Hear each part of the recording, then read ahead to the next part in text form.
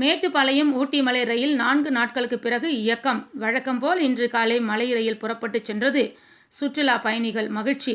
மேட்டுப்பாளையத்திலிருந்து ஊட்டிக்கு மலை ரயில் இயக்கப்பட்டு வருகின்றது.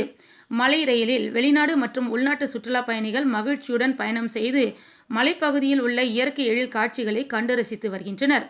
இந்நிலையில் நீலகிரி மாவட்டத்தில் கடந்த 17ஆம் தேதி பெய்த கனமழை காரணமாக மேட்டுப்பாளையம் ஊட்டி மலை ரயில் பாதையில் அடர்லி ஹில்க்ரோ ரயில் நிலையங்கள் இடையே மண் சரிவு ஏற்பட்டு ரயில் தண்டவாளத்தில் ஆறுகள் மற்றும் மண் சரிந்து ரயில் தண்டவாளத்தை மூடியது.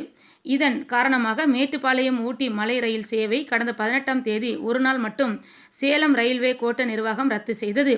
ரயில் பாதையை சீரமைக்கும் பணி நிறைவடைந்தது. மேலும் சென்னை வானிலை ஆய்வு மையம் நீலகிரி மாவட்டத்தில் தொடர் கனமழை பெய்யும் என்று எச்சரிக்கை விடுத்தது. இதனால் மேட்டுப்பாளையம் ஊட்டி மலை ரயில் சேவையை கடந்த 19ஆம் தேதி முதல் 21ஆம் தேதி வரை மீண்டும் சேலம் ரயில்வே கோட்ட நிர்வாகம் ரத்து செய்தது. ரயில் பாதையை சீரமைக்கும் பணி மற்றும் நீலகிரி மாவட்டத்தில் பெய்யும் மழையின் அளவு குறைந்ததால் மேட்டுப்பாளையம் ஊட்டி மலை ரயில் சேவை இன்று மே 22ஆம் தேதி முதல் தொடங்கும் என்று சேலம் ரயில்வே கோட்ட நிர்வாகம் அறிவித்திருந்தது. இதனைத் தொடர்ந்து 4 நாட்களுக்கு பின்னர் மேட்டுப்பாளையம் ஊட்டி இடையே மலை ரயில் சேவை தொடங்கியது. மலை ரயிலில் பயணம் செய்வதற்காக காலை முதலே சுற்றுலா பயணிகள் மேட்டுப்பாளையம் ரயில் நிலையத்திற்கு வந்த வண்ணம் இருந்தனர்.